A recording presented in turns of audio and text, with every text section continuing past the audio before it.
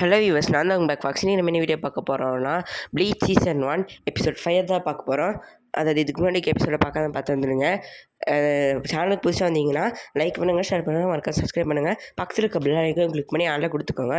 அப்போ தான் நான் பண்ணுற நோட்டிஃபிகேஷனாக வரும். சரி, வாங்க டைமஸ் பண்ணுவேன் வீடியோக்குள்ளே black fox in let's begin.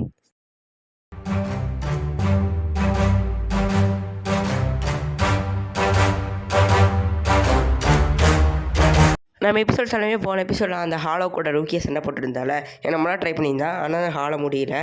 அந்த ஹாலை வந்து ரூக்கியாலாம் பிடிச்சி வச்சுட்டு இருக்கும். ரூக்கியா பிடிச்சி வச்சுட்டு, நீ ஒரு சோல் ரீப்பர் தானே, ஏன் இன்னும் சோல் ரீப்பராக மாற மாட்டேற, சோல் ரீப்பராக மாறி அப்போ தான் என்னால் சண்டை போட முடியும் சொல்லிட்டுருக்கோம். இதே நேரத்தில் நம்ம இச்சிகோ என்ன பண்ணுவான்னா, நம்ம கரீனை அப்படியே படுக்க வச்சுட்டு வருவான். அப்போ யோசிச்சுட்டே வருவான், கரீன் எப்போவுமே இந்த மாதிரிலாம் இருக்க மாட்டா. எங்கள் அம்மா செத்ததுக்கப்புறம் யூசு கரீனும் மாறிட்டாங்க. யூசி எப்போ பார்த்தாலும் குறும்புத்தனமாக இருப்பானா, யூசி வந்து பொறுப்பாக மாறிட்டா. அவன் வந்து வேலையெல்லாம் செய்ய மாட்டா. அவங்க அம்மாவுக்கு பேர் அவள் இருந்துட்டான். அதுவும் இல்லாமல் கரீன் வந்து எதுவுமே செய்யறதில்லை. இன்னொரு ஒரு இம்ப்ரூவ்மெண்ட் கூட அவகிட்ட இருந்ததில்லை. ஆனால் அழுது மற்றவங்களுக்கு எதுக்கு எடுக்கணும், அழுக வேண்டாம் நான் சொல்லிட்டு கரீனே அழுகாமல் இருப்பான். ஆனால் இந்த மாதிரி கரீன் இப்படி அழுதுருக்கானா அதுக்கு ஒரு காரணம் இருக்கும். அவள் தான் கொடூரமான சீன், இதெல்லாம் ரொம்ப கவலையான சீன் பார்த்துருக்கலாம். ஏன்னா அவங்க அம்மா சத்தப்பே கரீன் அழுகாமல் இருந்திருக்கா. எனக்கு தெரிஞ்சு அவனுக்கு என்னமோ பெரிய விஷயந்தான் பார்த்துருக்கான் அப்படி சொல்லிட்டு வந்துட்டுருப்பான். அப்போ வந்து என்ன ஆகுனா, ஹாலை வந்து அந்த ரூக்கியை பிடிச்சி வச்சுட்டு மறுபடியும் அதே விஷயம் தான் சொல்லிட்டு மாதிரி. அப்போ திடீர்னு நம்ம தலை வந்துட்டு கொடுப்பான். யார்? சேடு வந்து வாயிலே குத்திடுவான். ரூக்கியால் ஷாக் ஆயிடுவான். எப்படி இவனால் ஹாலோவெலாம் பார்க்க முடியுது, அதுவும் இல்லாமல் ஒரு நார்மல் ஹியூமனை ஹாலோ அடிக்கிறதெல்லாம் சாத்தியமே இல்லை. எப்படியா இருந்தாலும் இவன் ஹாலோவை இது பேசினாலும் பேச தான் முடியும், இவனால் ஸ்பீச்சை பார்க்க முடியுமா யோசிச்சுட்ருக்கா. யோசிச்சுட்டு இந்த கேப்பில் பார்த்தா அவள் வந்து கை கால் அசைச்சிட்டு காற்றுல பஞ்ச் பண்ணிகிட்டு இருக்கான். சரி, அது ஒரு ஃப்ளூக்கு தான், நம்மளும் தப்பாக நினச்சிட்டோம் சொல்லும்போது அதை ஹாலோன்னு நினச்சிருச்சு இவனால் என்ன பார்க்க முடியும்னு. நான் வேணால் ஒரு ஸ்கீனை பயந்துட்டேன், இந்த ஹாலோ என்னால் பார்க்க முடியும், இவன் என்ன பார்க்க முடியும்னு. சரி, இப்போ நம்ம சண்டை போட சொல்லுவோம். இன்னொரு குத்து வந்து மூஞ்சியில் டபக்குன்னு குத்து. மறுபடியும் 2 பேருமே ஷாக் ஆயிடுவாங்க. என்னையா இது உண்மையிலே ஸ்பிரிச்சுவலாக பார்க்கலாமா, இதுக்கெல்லாம் வாய்ப்பே இல்லை, ஒரு நார்மல் ஹியூமன் ஹாலோவெல்லாம் பார்க்குறதுக்கு வாய்ப்பே இல்லை அப்படி சொல்லும்போது அவன் வந்து பேட்டாக தான் மாதிரி மேலே போயிடுவானா.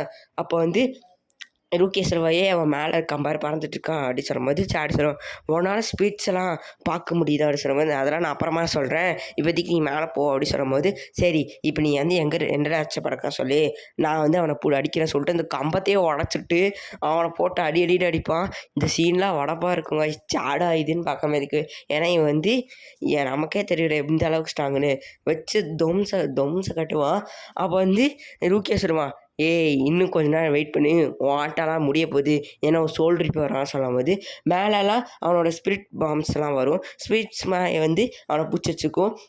நீங்கள் என்னை அண்டர் எஸ்டிமேட் பண்ணிட்டீங்க, நான் வந்து உங்களை நினைக்கிற மாதிரி இல்லை, அந்த லாஸ்ட்டு காய் வந்து என் அவங்க காப்பாற்றுவான்னு நினச்சிங்களா, இனிமேல் அந்த நடக்காது அப்படி சொல்லிட்டு இருக்கும்போது ரூக்கியாக தப்பிக்க முடியாது. ஆனால் சேடு அசால்ட்டாக தூக்கி வீசிட்டு வந்து மறுபடியும் வந்து அடிச்சிருவான். ரூக்கியாவோட அடிச்சிட்டு, நீ நம்ம எதுக்கு இதை செய்கிறோம் சொல்ல மாதிரி தூக்கிச்சு நான் கரெக்டாக போய் அவனை டச் பண்ணிவிட்டு, இது நான் ஒரு ஸ்பெல் போடுறேன் அதனால இதாயிரும், நான் ஒரு புத்திசாலி நீ வந்து ஸ்ட்ராங்கு, 2 பேர் சேர்ந்தால் வளப்பாக இருக்கும் அப்படி சேர்ந்து தூக்கிசுவான் சேடு ரூக்கியாவை. அப்படி சேடு ரூக்கியா தூக்கிசும் போது ரூக்கியா வந்து டச் பண்ணால் போகும்போது இது அந்த மான்ஸ்டர்கிட்டேருந்து ஒரு லீச், அதாவது அட்டை வந்து பிடிச்சிக்கும். என்னது இந்த லீச் வந்து என்னை பிடிச்சிக்கிச்சு, இழுத்தாலும் முடியவே மாட்டேது சொல்லும் போது, அது என்ன லீச்சுன்னு நினச்சிட்டு இருக்கியா சொல்லிட்டு என்னமோ பவர் ரிலீஸ் பண்ணும்போது ரூக்கியா அந்த லீச்செல்லாம் வெடிச்சு சதுறிடும்.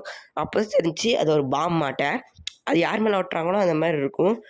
அடி அந்த ரூக்கியாவும் அடி வாங்கி கீழே விழுக, ஹாலோ வந்து இந்த பறவைக்காக தான் வந்திருக்கும். இந்த பறவைக்குள்ளே ஒரு ஹாலோ இது ஒரு ஸ்பிரிட் இருக்கும், அந்த இதாக இருக்கும், இந்த ஸ்பிரிட் பாம்லாம் இருக்கும். சரி இப்போ அசைஞ்சின்னா அது வெடி சதிடும், உனக்கு இந்த பறவை தானே முக்கியம், இந்த பறவை இல்லாமல் உன்னால் எதுவுமே செய்ய முடியாதுன்னு சொல்லிட்டு சேலை மிரட்டிகிட்டு இருப்பான். வர சொல்லி என்னை மன்னிச்சிடுங்க, நான் வந்து மாட்டிக்கிட்டேன் அப்படி சொல்லிட்டு இருக்கும்போது ரூக்கியா எழுந்திரிச்சு பாப்பா. அவளுக்கு எதுவுமே அவ்வளோக்கும் டேமேஜ் இல்லை. சரி, நான் வந்து அந்த பேர்ட் கேஜ் வெடிக்க ட்ரை பண்ணுறா, நான் என்னால் முடிஞ்ச அளவுக்கு எதாவது பண்ணுறேன் சொல்லிட்டு ரூக்கியா என்ன பண்ணுவானா, ஓடி போவான். ஓடி போங்க அந்த லீச்சாட்ட இருக்கிறது, அப்புறம் அந்த சின்ன சின்ன ஸ்பிரிட்ஸ் எல்லாம் வந்து அடிக்கலாம் ஆரம்பிக்கும். ஆனால் ரூக்கியா தப்பிச்சு போவான். சிலதெல்லாம் பட்டு வெடி சதறும். அந்த ஹாலோ பின்னாடி துரத்திட்டு வருது. அப்படியே துரத்திட்டு வர வர ரூக்கியாவுக்கு நிறைய அடியெல்லாம் விழுகும். இருந்தாலும் அதெல்லாம் ஃபேஸ் பண்ணிட்டு, ஓவர் கம் பண்ணிட்டு அப்படியே போயிட்டுருப்பான். அப்ப வந்து சொல்லுவான், "உன்னால எவ்வளோ தூரம் ஓட முடியுமோ ஓடிக்கோ. எனக்கெல்லாம் எந்த பிரச்சனையும் இல்ல" சொல்லும்போது, திடீர்னு நூபி நின்றுவான். பார்த்தா அப்ப இச்சிகோ வந்திருப்பான். இச்சிகோ தலைவன் வந்து அவன் மேல ஏறி நின்னுட்டு, "நீ வந்து கொஞ்சம் லேட்டா வந்துட்ட. இருந்தாலும் கொஞ்சம் வெறியா இருக்கு" சொல்லும்போது, இவன் வந்து என்ன பண்ணுவான்னா, க்ளவுஸ போட்டுட்டு இச்சிகோட சோல் வெளிய எடுத்துருவான். இச்சிகோட சோல் வெளிய எடுத்துட்டு சாடு வந்து பார்த்துட்டு, இச்சிகோக்கு என்னாச்சு சொல்லும்போது, "அவனுக்கெல்லாம் ஒண்ணும் இல்ல. அவன் நம்மள ப்ரொடெக்ட் பண்ணிட்டுருக்கான்" அப்படின்னு சொல்றானா. அப்போ வந்து என்ன நடந்துட்டுருக்குன்னே சாடுக்கு புரியாது. ஏன்னா, நான் வந்து ஸ்பீச் எல்லாம் பார்க்க முடியாதுல்ல. அதனால இச்சிகோ என்ன மயக்கம் போட்டு கிடந்திருக்கான். அதெல்லாம் ஒண்ணும் புரியாது அவனுக்கு. ஒண்ணும் புரியாம என்னன்னு தெரியாம அடிச்சுருவான். "சாடு, இதுதான் கரெக்டான டைம். நீ போயிட்டு அந்த பேரகேட்ட போய் காப்பாத்திரு. எங்கேயோ கொண்டு போயிரு. அவன் பயப்படாத. அவன் வந்து இங்க தான் இருக்கான்னு" சொல்லும்போது, அவன் நடுவுல பேட்டிலுக்கு நடுவுல இருக்கான்னு சொல்லும்போது, அவன் இச்சிகோ வந்து அந்த ஹாலோ கூட சண்டை போட்டுட்டு இருப்பான். அந்த ஹாலோவும் "உன்ட்ட நான் ஒண்ணு கேட்கணும். நீ எதுக்கு அந்த அவனோட பேரண்ட்ட கொன்ன? அந்த அந்த அந்த சோல் கூட இருக்குது" அது சம்மந்த அந்த அந்த பேரட் வந்து அப்பதான் அது ஒரு கதை சொல்லும். அதாவது அந்த கதை என்னன்னா, இவன் சின்ன பையன் காய்ஸ். இந்த சின்ன பையன் வந்து சின்ன வயசுல வந்து அப்படி இருக்கும்போது அவங்க அம்மா வந்து ஒருத்தன் வந்து கொலைகாரன் கொன்றுப்பான். அந்த கொலைகாரன் வந்து அவன கொல்லும்போது அவங்க அம்மா அவன கண்ணு முன்னாடியே கொல்றத பார்த்துருப்பான். இதே தான் அந்த ஹாலோவும் அவங்ககிட்ட சொல்லிட்டுருக்கும். நானும் இவனோட அம்மாவ கொல்ல போனேன். நான் ஒரு சீரியல் கில்லரு. பார்த்தா அந்த ஹாலோ தான் அந்த சீரியல் கில்லரு. அவங்க அம்மாவோட தான் எங்க லாஸ்ட் விக்டிமு. அவங்க அம்மாவ நான் கொன்னுட்டேன். ஆனா, நான் வந்து கொன்னுட்டு தப்பிக்கும்போது இந்த பொடுசு இருக்குல்ல, இந்த பொடுசு என்னோட கால புடிச்சிருச்சு. அதனால நான் பால்கனிலேருந்து கீழ விழுந்துட்டேன். அதனால நான் ஹாலோவா மாறிட்டேன். நான் ஹாலோவா மாறி அவன வந்து காக்டெயிலுக்குள்ள அவனும் செத்து போயிட்டான். ஆனா ஸ்பிரிட் வந்து காக்டெயிலுக்குள்ள வச்சுட்டு அவன வந்து கதறத பார்க்குறேன். அவன் டெய்லி அம்மா எப்போ வருவான் கேட்பான். அதெல்லாம் பார்த்து நான் கேக்கன்னு சிரிப்பான். அப்படின்னு சொல்லிருக்கும்போது, இச்சிகோ கூட வெறியாயிரும். ஏன்டா ஒரு அம்மாவோட பையன கொன்னது ஒரு பையனோட அம்மாவ கொன்னது தப்பு. அத பார்த்து கேக்க பக்கன்னு சிரிக்கிறது அத விட தப்பு. இத என்கிட்ட வேறன்னு சொல்றது இன்னும் பெரிய தப்பு. வந்து என்கிட்டயே சொல்றியான்னு இச்சிகோலாம் அவனால தாக்கு பிடிக்க முடியாது கோவத்த. இந்நேரத்துக்கு இச்சிகோ வந்து வெட்டி போட்டுருப்பான். ஏன் வெட்டாம இருக்கான்னு எனக்கு தெரியல. அவன் இன்னும் சொல்வான். இன்னும் கதைய முடிக்கல. நான் வந்து அவன இன்னும் ஏமாத்திட்டே இருக்கேன். டெய்லியும் அவங்க அம்மா வந்து ஆத்மா சாந்தி அடைய அவங்க அம்மா அவன மீட் பண்ண அவன் டெய்லி வந்து இருப்பான். அழுதுட்டே இருப்பான். அம்மான்னு அழுதுட்டே இருப்பான். அதனால நான் அவன பார்த்து ஏ ஏ ஏ ஏ அப்படின்னு இதுன்னு சிரிப்பேன். அப்படின்னு சொல்லும்போது, மறுபடியுமாடா அப்படின்னு இச்சிகாலாம் கான்ல இருப்பான். இதுக்கு மேல உனக்கு நான்லாம் டைமிங் விட மாட்டேன். என்ன தைரியம் தான் 3 தப்பு செஞ்சுட்டு அந்த 3 தப்பையும் வந்து என்கிட்டயே சொல்ற. அடுத்து இச்சிகோ சுவாரஸ்யம் பண்ணி பேசின்னு இந்த வாயிலே ஒரு அடி. அந்த டைம் பாம் மாட்டம் இருக்கும்ல, அது இப்போ வெடிக்க வைக்க முடியாதுல்ல. அதான் ஹாலோ சொல்லிட்டு அவன் என்ன பண்ணுவான்னா, அவன் கட்டனா இருக்குல்ல, அந்த கட்டனாவ வச்சு மண்டைய அறுத்துருவான். மண்டைய அறுத்ததுக்கப்புறம் அவன் பேக்ரவுண்டில் திடீர்னு ரெட் ஆயிரும். அவன் வாயிலேருந்து க்ரீன் கலர் போயிட்டுருக்கும். திடீர்னு ஏதோ கேட்டாட்டம் ஓப்பன் ஆகும். அப்போ அந்த கேட்டாட்டம் ஓப்பன் ஆக 2 ஸ்கெல்டன் வெளியே இருக்கும். 2 ஸ்கெல்டன் வெளியே எட்டி பார்க்குற மாதிரி இருக்கும். அப்போ வந்து இச்சிகோல பார்த்துட்டு, "என்னது இது?" அப்படின்னு முழிச்சிட்டுருப்பான். ரூக்கி அமைதியா நின்றுருப்பான். அப்போ சொல்லுவான், "இதுதான் நரகம்" அப்படின்னு சொல்லுவான்.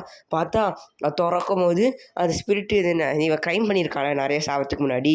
அதனால தான் இவனுக்கு நரகத்துக்கு போவான். ரொம்ப குற்றம் பண்ணியிருக்கான். நிறைய பேத்த கொன்றுருக்கான். இன்னும் செத்தாலும் இவன் அடங்க மாட்டேங்கிறான். அதனால தான் இவனுக்கு ஒரு தண்டனை கிடைக்கும். இந்த மாதிரி தான் இவனுக்கெல்லாம் தண்டனை கிடைக்கும் சொல்லிட்டு, அங்கேருந்து ஒரு கத்தி வந்து ஒரு கை வந்து அந்த கத்திய வச்சு குத்திட்டு, அவன உள்ள எடுத்துட்டு போய் கதவ சாத்திருது. அதாவது காய்ஸ், நான் சொன்ன மாரி இந்த சோல் சொசைட்டி, ஹாலோ எர்த்து, நரகம்னு வேற ஒண்ணு இருக்கு இதுல. சரி, இப்போ வந்து அந்த காக்டெயில் கிட்ட ரூக்கியா பேசிட்டு இருப்பா. "அம்மாலாம் இப்படி இருந்தா வரமாட்டாங்க. அதனால நீ இப்போதைக்கு போறது நல்லது. சோல் சொசைட்டின்னு இடம் இருக்கும். அங்க வந்து நீ பயப்படவே தேவையில்ல. உனக்கு பசிக்காது. நீ வயசாகாது. நீ ஜாலியா இருக்கலாம்" அங்க சொல்லிட்டு இருக்கும்போது, நான் வந்தே தீரணுமா அங்க? அங்க வந்து நான் என்ன செய்வேன்னு யோசிச்சிருக்கும்போது, இச்சிகோ நினைப்பான்.